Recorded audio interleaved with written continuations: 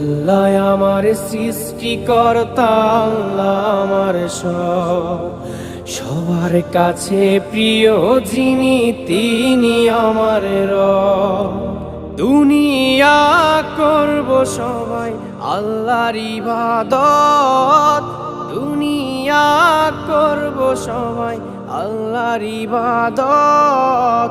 সব কিছুতে দিবেন তিনি তারি রহমত, সব কিছুতে দিবেন তিনি তারি রহমত। আল্লাহ আমার সৃষ্টিকর্তা, আল্লাহ আমার সবার কাছে প্রিয় যিনি তিনি আমার রব।